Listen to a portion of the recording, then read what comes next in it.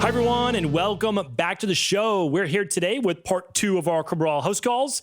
Looking forward to reading over our community's questions and, of course, trying my best to provide you with that alternative advice, that second opinion, that place to look that you may have overlooked right now on your way to losing the weight, to getting well, to working on those anti-aging based strategies. So that's what we do every Saturday and Sunday here. We answer about a dozen questions over the weekend. I think we got to 7 questions or so yesterday. Hopefully you tuned in to yesterday's show. Everything from mold protocols to mold and type 2 diabetes, to Baruca nuts. We talked about high CRP. We talked about ethanol in toothpaste, what to use for digestive support. So a lot of topics covered. That was episode 1835. You can just head on over to stephencabral.com/podcasts and you'll find 1835 there, or just directly to each podcast page, which is just my name, stephencabral.com/1835.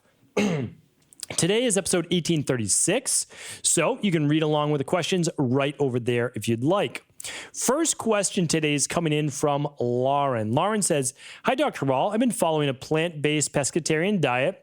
I also love eating vegan meals of non-GMO, organic tofu and legumes. I recently did your Big 5 labs, and I found food sensitivities came back that I'm sensitive to soy and many beans. I'm basically left with black beans and pinto beans.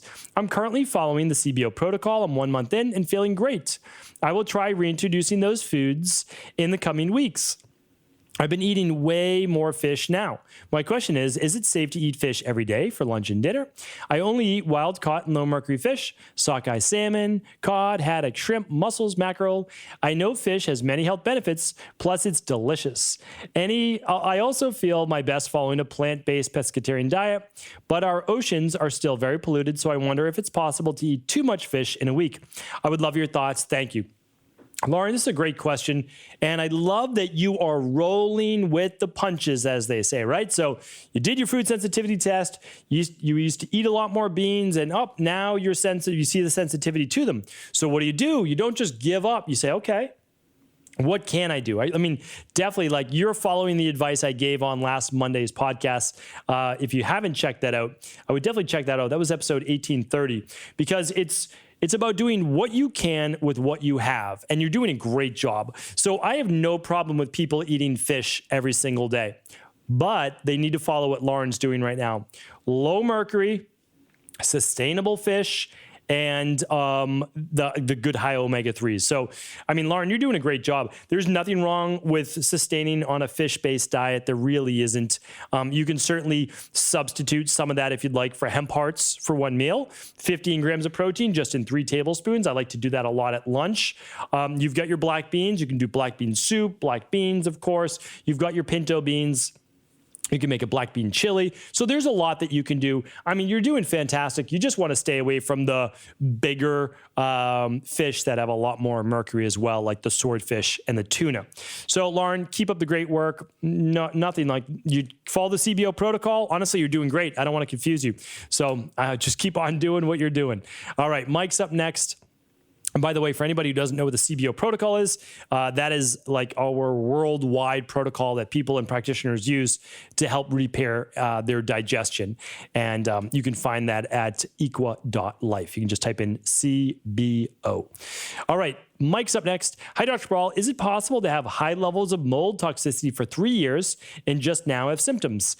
It's been 3 years since I left the moldy house. I took the mycotoxin test, was high on globicin A at 107 when it should be under 10.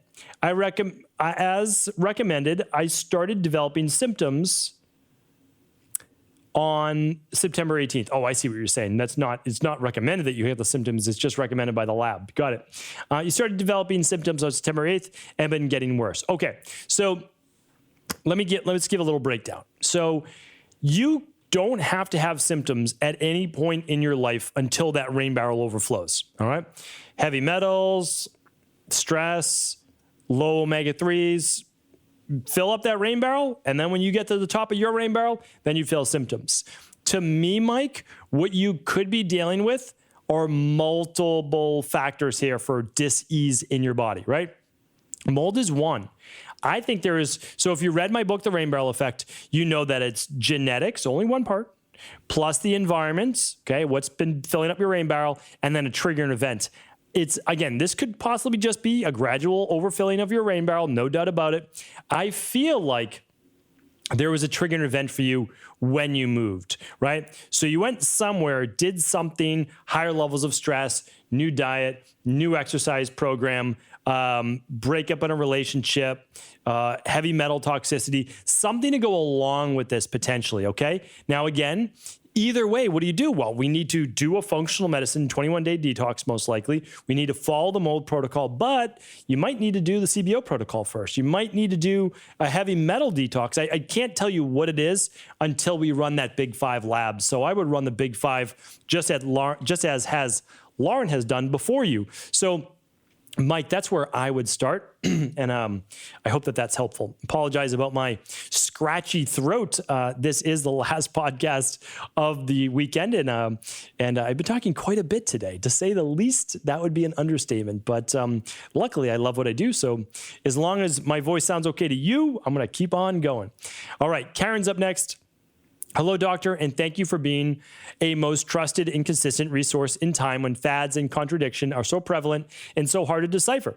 Thank you, Karen. I appreciate that. If there's one thing that I pride myself on, it's that whatever noise is going on in the industry, whatever's most popular today, doesn't mean that I'm going to follow along just to try to make money or sell a product, a keto product, or this product or that product. And I'm not saying that those products are bad. I'm just saying that they're following a trend, and I will never follow a trend unless that trend is based in science, based in Ayurveda as well, and it stood the test of time, right? I mean, like, that really matters as well. Okay, so let's pull back from the rant and let's get back to Karen's questions. Okay, I'm on Karen's question, right? Yes, okay. So my question is related to combining whey protein powder with collagen powder. I recently heard a popular health podcaster say that these two proteins should not be combined, but he didn't take the time to explain his viewpoint. After a hard workout, I like to combine these two protein sources. Is there some sort of problem with the uptake of amino acids when these two protein sources are combined, or is there something else I am misunderstanding? Thanks so much. Karen, it's a great question. Here's why we can nitpick these things and talk about certain amino acids being uptaken and the use of collagen, type 1, type 2, type 3, different types within that, and then the amino acid strands. But honestly, you don't need to worry about that. You really don't. I always like to take it back to nature. Okay, so let's say you're doing an animal-based protein, and then you're doing collagen with it. It would be the equivalent to eating the skin of, like, chicken, along with, or cartilage, the whole animal, along with the chicken, like in a stew. So let's say you're eating chicken soup. You've got chicken feet in there, which creates the gelatin, the collagen. You've got chicken, like pieces of meat in there. You've got your celery, you've got your onions, you've got your carrots, whatever it is that you like to do. You'd be getting that all at the same time. So Karen, I want to make this simple. You don't need to worry about it. You really don't. Unless it's causing you some detrimental harm in some way, honestly, I would not be overly concerned about that. Okay. Next up, we have Heather. Heather says, Dear Dr. Cabral, I am new to your program in functional medicine, and I have embraced it wholeheartedly. Happy to hear that, Heather. Glad you are part of now the community. I'm 44 years old and will be having a double hip replacement. I have changed my diet and detoxed, used acupuncture, chiropractic care, physical therapy, and medication. However, none of these have helped, and I am barely able to walk and need surgery to function. My question is, what are the possible causes for needing the surgery so young?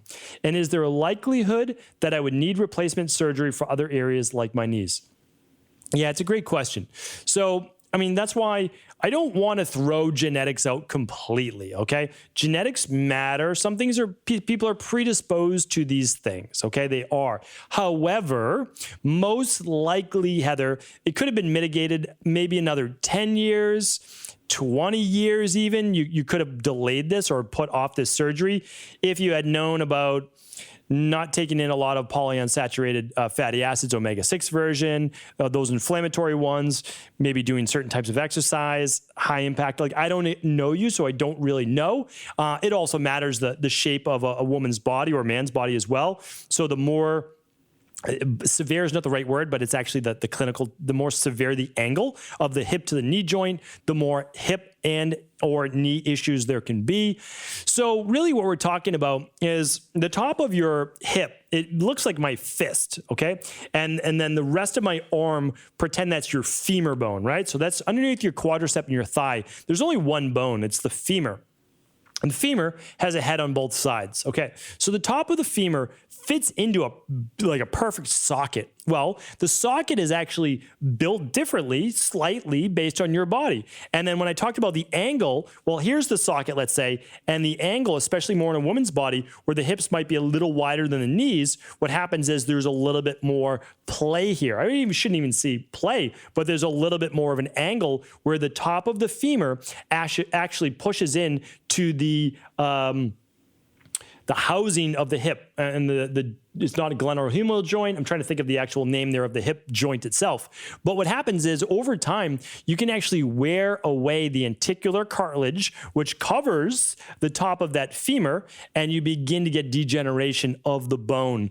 So the nice thing is this, that the hip surgery is in and out operation way better than it was even 20 years ago when I was helping people rehab that in the fitness industry. So much better now. I can tell you that. Less painful than knee surgery, easier rehab than knee surgery, in my opinion, from what I've seen and most of the PTs that I work with as well. So again, work with a great doctor. You're in good hands, no doubt about it.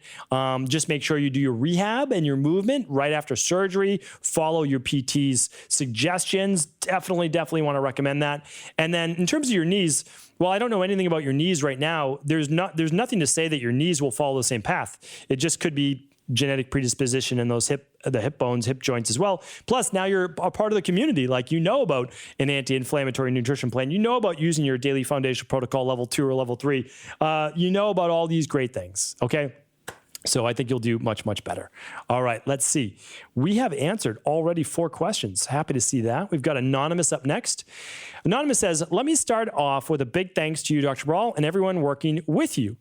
What you all have created is such a gift to anyone and everyone who is interested in taking charge of their health.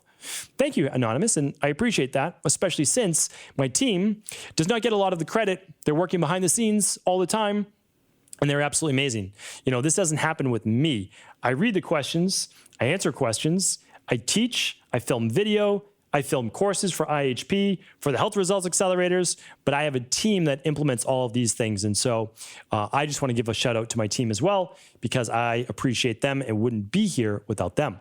Okay, so your question, Anonymous, is, I'm a 48-year-old woman who exercises regularly, eats healthfully, and works hard to manage my health. I do not have any medical problems, but nearly every evening, I suffer from several hours with excessive gas. I recently developed what I believe is lactose intolerance, and though the gas has decreased since giving up dairy, it is still a nightly problem. Ironically, the rare evenings when I don't experience this problem are the days when I have not eaten particularly healthy. The only thing I can equate this to is fiber intake. Most days I consume quite a bit of fiber as part of a healthy eating plan. When I do not eat healthily, I consume very little fiber, and this seems to result in less gas. I don't really want to decrease my fiber consumption, as I feel like it is a beneficial prebiotic for healthy bacteria. Am I mistaken? And what can I do to decrease the gas? Thank you so much for helping me with that, with what feels like a very embarrassing problem. Anonymous, I'm happy you wrote in. Don't feel like it's an embarrassing problem. This happens to so many people. I've been talking with people for over 2 decades about their health and digestive issues. And the truth is this, and you're on the money, like, no doubt about it. You know what's going on. But let me explain why. So it's not just the fiber. Fiber is part of it, okay? Fiber is part of it. But we also have fructans and other things that can actually be quite beneficial that are being broken down by your gut bacteria and potentially yeast as well, that are then fermenting. And as they ferment, well, what happens when you ferment something? Let's say you put cabbage in your little starter mix in a jar, and you unscrew the jar of your fermented vegetables. It pops, right? It pop. And what happens? Well, that's all the gas that's being released. Well, there was no gas that was put in there, but it fermented, creates gas. Gas, well, it's trapped in your intestines. What does it do? It's got to go up or it's got to go down. So you end up with flatulence or gas. Okay, but what does that mean? Well, it doesn't always mean that it's a bad thing. A little bit of gas is okay, but a lot of gas, not so much, especially if it smells. If it smells, okay, we've got some methane being created. Oftentimes that is from certain short-chain fatty acids and bacterial overgrowth. So what do we do though? Well, the answer is not to eat processed food, but a lot of people go towards processed food because they say, hey, I can't digest all the veggies. Well, here's the issue. Well, there's two. So one is you might just need to rebalance your gut. But I want to talk about that in just 1 second because by doing the processed food, there could even be some fiber in there. But what's happening is you're eating food that I always talk about would turn to dust if you were to just go like this. So potato chips, crackers, pastas, those types of things, like you can just kind of grind them up in your hand and they'll fall apart. You can't really do that with broccoli and cauliflower and carrots and all these great things. So I hope, because this will reinforce it. Definitely make sure you checked out episode 1831 this week because you're on the right track. So now we know that you don't want to eat processed food, but we know why it's easy to break down and not cause gas because it's already pre-broken down because it's been processed from the natural thing. So here's what we want to do. I personally, if I were you, I would want to know why. So I would run the Candida Metabolic and Vitamins Lab. And if you can run one more, no doubt about it, I would run the Bacteria and Parasite Stool Lab. You'll look at bacteria, you'll look at your Candida, you'll be able to have your answer. And then our team will be able to guide you as to then if you should be doing the CBO protocol with citricidal drops, without citricidal drops, and how to really repair the gut for life. You're only 48. So let's say you've lived half your life. I'm not being optimistic or not. It's 96 years old. Who says that anyone can't live into their 90s now? I think we can. I really think we can. So here's the thing. You've got the next half of your life or more, could be a centennian, that you'll have this. So again, find out now, repair, and still be able to enjoy all those foods. The last thing I want to add is this, that sometimes it is slow peristaltic movement with the gut, meaning like you can eat lots of fiber at lunch and lots of veggies, but then what happens is it kind of backs up your system because you didn't digest them well enough. And by the time you get to dinner, well, now it's even more. Here's what you want to do. Take 2 to 3 digestive enzymes, daily digestive enzymes with each meal. It's a very special formula that I put in there with bromelain, papain for your nice proteolytic enzymes in there. I put in xylanase, which not a lot of companies use, and that helps to break down vegetable as well. Cellulase, which breaks down cellulose. So 2 to 3 daily digestive enzymes with each meal at the start of the meal if possible. If not, mid-meal is okay. And I think you'll find a huge benefit as well. And then again, the gluten and dairy support, believe it or not, also help with beans. All right, one more question. What are your thoughts on the virus vaccine? I'm a healthcare worker and I'm apprehensive to get the vaccine. My main concern is about the mRNA attaching or replicating any cancer cells that could be in the body. Could mRNA cause abnormal cells to reproduce, or could this technology actually help in our fight against cancer? So Stacy, it's a great question. I get this question, I don't know, 12 times a day, 15 times a day, no less than 10, that's for sure. Probably no more than 20, but at least 12 to 15. So here's the thing. I can't answer your questions on vaccines. I would love to answer your questions on vaccines. I can't answer your questions on vaccines. Only a conventional medicine medical doctor is allowed to talk about it. That's it. Like literally, that is it. Because that would be then giving medical advice. Here's what I always say about vaccines. 1, read all of the pros of this particular vaccine. Read all of the pros about it. What could it do? 2nd, read all of the pros as to, does it even matter for you? So if you're a healthy 35-year-old and your chances of mortality and like that are super low, does it make sense for you now or 20 years from now? Maybe the answer is yes. I don't know. Again, like I'm not answering that for you. And also you want to look at how many times do I need to take this in order to be effective? Because this vaccine, we don't know. It's at least 2 to 3. The older you are, the more you're going to need to get. And you need to space them out 30 days apart for them to be essentially effective.